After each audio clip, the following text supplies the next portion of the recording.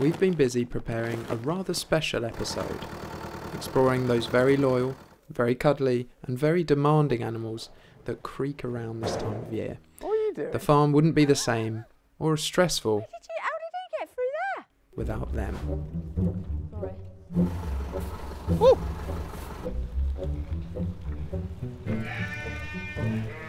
We're talking about cows, all cows today.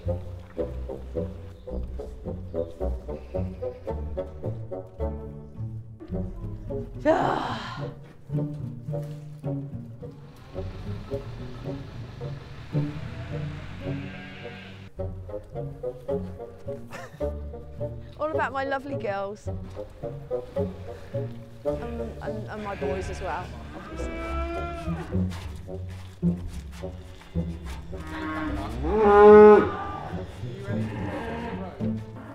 Forget it. It's just useless. How can me and you do it? Right, give me 1 sec. Oh, I love cows. I absolutely love cows. I was brought up with cows, so we always had a dairy herd, so I absolutely love cows. And do you know what? They're all different shades and sizes, and they're just lovely and marvellous, and I just think they're wonderful creatures. The herd are kept in the barns over winter, so they require extra investment from Mum to make sure they feel at home. There you Other go. girls?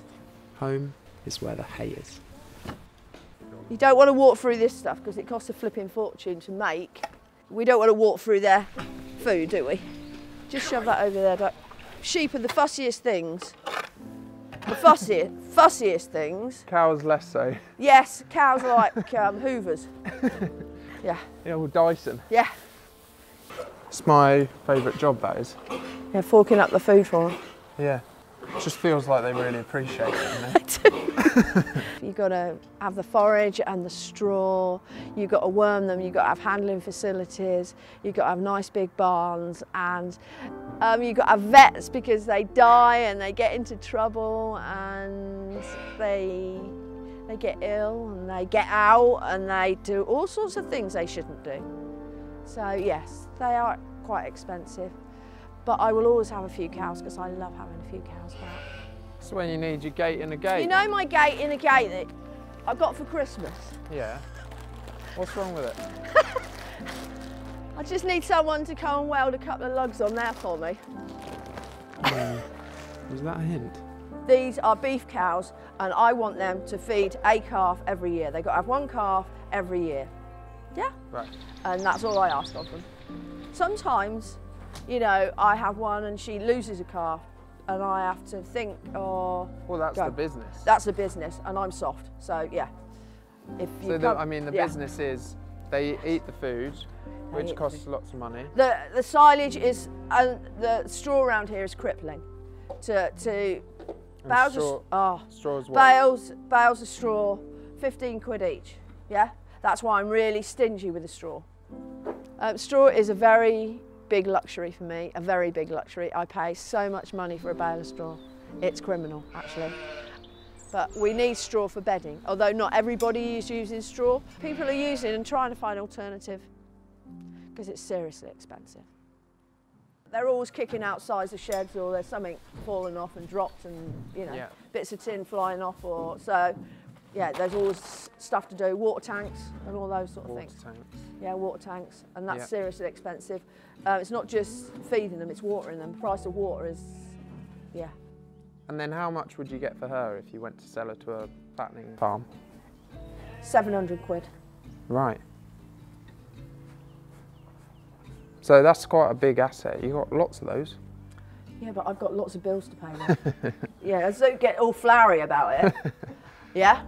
Yeah. I've got to find money for contractors, I've got to find money to pay water bills, there's huge overheads here. Yeah. Food, straw. Yeah. In the summer, they go out and they have just grass, rock salt, and they might have some mineral blocks. They need magnesium when they're out on the grass. So that's what they have in the summer. In the winter when they come in, they have straw, silage, hay. Sometimes when they calve, and I've got a little pen, or they might have a little bit of cake, but I can't afford to give them a load of cake, no. It's no secret how much Mum loves her girls. and they take full advantage of that. They're surprisingly reliant on her care and attention, and with a growing herd, her work is never done. Yeah, you do as much as you can. I do as much as I can. But that's why you don't take a lot of holidays. And I don't take holidays, and when I go on holiday, I'm whittling. I'm thinking, oh my God, I forgot that. Text, yeah. And the other year, we went, and one of my calves got bloat. That was the worst holiday ever, because that was awful. But that's it. It is good, but then when you get away, you come back and you're so refreshed. But I am a person, I am a bit of a nutter, I'm full of energy. I mean, I'm getting an old girl now, but I still have plans, and I still love, right, come on, let's go and do this. It gives me pleasure, still, and as long as, you know, yeah, that's it. I love these girls, that's it. Yeah. Yeah. I just think they're wonderful creatures. And they produce milk for us to drink. So I absolutely love milk, and we should all be drinking loads and loads and loads of milk, all for the calcium and to keep us big and strong. And we like to eat them, yeah. Which is quite nice as well.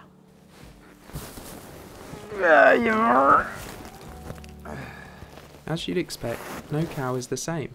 There are different temperaments, different breeds, and different characteristics. All of Mum's herd are bred for beef, yet it's still surprising the variations that exist. What we got?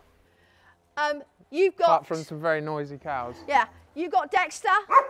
So this is a pure Dexter. Yeah, pure Dexter, and that's a pure Dexter. And that is a Lincoln Red, one of my Lincoln Red girls. Right. And her mum is Kelsey in there. Oh. Yeah? I've always loved the colour, and I like the temperament, and I like the look of it. I've liked them since I was a teenager, and I always wanted a Lincoln Red, and then we bought a couple. But the only thing is I've got to have what the market wants, and the market doesn't really want around here. They sort of look at them, they're a bit like a second-class citizen. It would be much better for me to have all one breed. And they all look the same. And when you sell them as stores, they're all virtually the same age, and they all cart between those things. That's efficiency. And then there's me, yeah? Not as efficient, and I rather like the little Dexters. They eat a fraction of what Miss Lincoln Red hit here. They have a calf every year. They're a bit quirky, and I love them. So that's why I had them. And someone was selling them, and I bought them at the right price, and I love them. Dexters are very quirky. They are very, very, very good mums. They can be right little devils. You know, they're sort of on the cows sort of do as you want mostly, and the Dexters, it's like, oh, for goodness sake, you little sod, you know, do you want to, really? But they're such economical, good little girls, the best mums. They're bred in Ireland. But so let me tell you, if someone says to you, you know, I don't want a bit of steak, if someone says, I've got some Dexter steak, you say yes. They're amazing, their meat is amazing, the conformation is lovely, but not popular. Beef schemes we've got, so the Aberdeen Angus, you get a premium for your Angus, which is really good. And you also get a premium for British Shorthorn. Hereford, the Co-op, I think there is a little bit of something going on there. I think they quite like the Hereford. And the beef Shorthorn is Morrison's. Mr. Morrison likes beef Shorthorn, and that's on the premium scheme. That's so interesting. So certain supermarkets like certain breeds, and they champion certain breeds. Who's got the Dexters then? It's amazing to hear how Mum characterises her cows and the promise she sees in all of the breeds on her farm. Oh. And what are these, Mum? What? Lincoln Red. These are Lincoln Reds. Yeah. Well, a Lincoln Red mum and a beef Shorthorn dad. They're lovely. One of the biggest decisions for Mum to make on the farm is the bull. In this case, Jonathan. I did fancy having a beef Shorthorn because they were so popular at the market I go to, and they all sell quite well, and I thought, all right, we're going to go. And I love the colour of them. He's really got a lot of length, and temperament-wise, they've got a really good temperament. So I thought, right, we're going to go and we're going to have a little crack at this one, see how we get on. And he is a lovely temperament. He's kind and nice. Don't you, fella? Yeah, that's why you have different bulls with different genetics to improve certain things. But obviously, if you've got one bull, yes, you can't then have the same bull with the daughters. No, you can't. That's why there's all these different pens in the... Because you have the boys over there, you don't want them getting with the girls. No, you do not. And then you don't want Dad over there trying to get with his No, daughters. because he will. He don't care. He doesn't. How does that process work? If you want to keep a daughter, you know, if you're like, oh, I really like that heifer calf, that's really nice. Well, the only thing is, you would. Some people have two bulls, so they swap around, or you artificially inseminate, which is not very good on heifers. They like the real thing. I pay £1,000. I mean, the most I've ever paid for a bull is £3,000 for an Aberdeen Angus. Blimey. Yeah, but it's like that is your herd, Roo. You've got how many cows? Okay, I've only got 20. She wants her breakfast. She needs feeding. Give her some hay. Goodness me. I know I'm coming, but crikey. Rudely interrupted. No, so Yes, that's your herd. yeah. The boy is. Yeah. So Because he's half of everything you... yes, you want to buy the very best you can afford. Yeah. Which is why those shows are such a big deal for those. Which is why those a lot of shows people. and exhibitions and places, and you can go to any one of those farmers, and I bet they'll put a card in your hand and come round. Got to be really careful what you decide to buy. But I've got to start looking for another. I'm going to get another younger bull at some point. So, bulls are often brought in from specialist breeders, and more often than not, bull calves don't become bulls. It'd be safe to say that life on a farm likely looks different for boys and for girls. Either have bull beef and you keep them whole, so when someone says it's a bull, that means it's got testicles. And then these are bullocks. So he has been castrated. We do the illustrator, don't we, within the first couple of days. He's a bullock. They've all been castrated. So what do you do with the boys? Because you don't have 70, you have 70 girls, but you only have one boy. So what happens to all the boy calves? All the boy calves I sell. Yeah. They stay with their mum 7 or 8 months, like a heifer does. And then they get weaned off. Those boys have got to look really good. When I sell them 18, 20 months, they've got to look the best. So they're going to have a bit of, they have to have protein and feed. And then for me to get the ultimate, you know, I want to get a good price for them. So, and the girls, you know, every year I'm picking some out to go with the bull. The nice ones out of really good mums, or I think, oh, she's a really nice, quiet and lovely heifer. And she'll make a really nice cow, and then I cherry pick. And then the others go to market. I sell them when they're 18 months old. And some people buy my heifers at market to go into their suckler herds. Yes. And some of them go to feedlots. I say a farm that specialises in fattening, that's got all the grain, got all the veg waste, got all the stuff for fattening. So a life for a boy is really much different. What isn't different is the requirement to tag calves, to hold passports for them, and to struggle to catch them. The hard part is catching them, and it's an absolute nightmare when they stand down there. They're all going to run out. Stand, I want them out. You all right? Yeah. We're all good. Are you ready? Where are you? Get up here with me and help me. Rugby. You get the front end lift. Yeah. Lift. I'll do the back end. Is he going out then? Yeah. Well, that's one way to do it, isn't it? Put him in that crush. And it's an absolute nightmare when they calve out in the field. If you don't get them within the first 24 whatever hours, you're like, oh Lord, you could have to run. I mean, in the winter, obviously you have them in the barn and you're on calving alert. So you're, you know, binoculars out the window job, and you're coming down here checking. We check them all times of the day. Sometimes during the day I don't get here and I think, oh crap, and we whiz back here and we put a metal one in which looks gruesome. It's just like having your ears pierced, you girls. It's got my herd mark on here. Every different farm has his own herd mark, and then the number on there. Slip them into your pliers. And then, because she's only got little small ears, all right, we only put it in a little bit, because we have to wait for her little ears to grow. All right? You have your yellow ones, and you put your in there.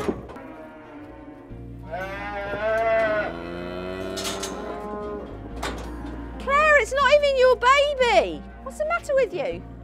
You're looking after it for a friend. You're babysitting. So what's going to happen with her now? So she's going to stay in for another couple of months with Mum, and then they're going to go out on the grass. Right. And she's going to have a whole summer on the grass, and she's going to come back like this. Woo! Boy, you've grown. Yeah? Yeah. You clever girl.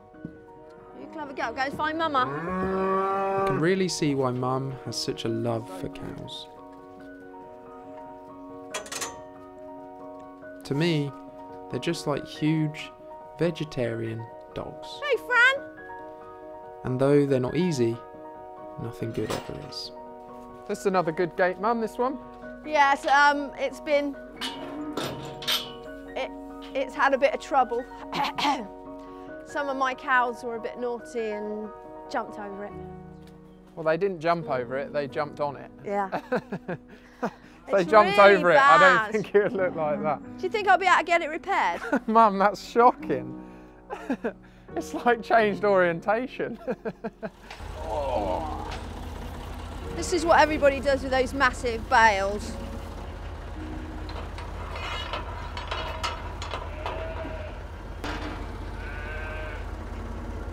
Roo, go along and reverse up, like you do a car.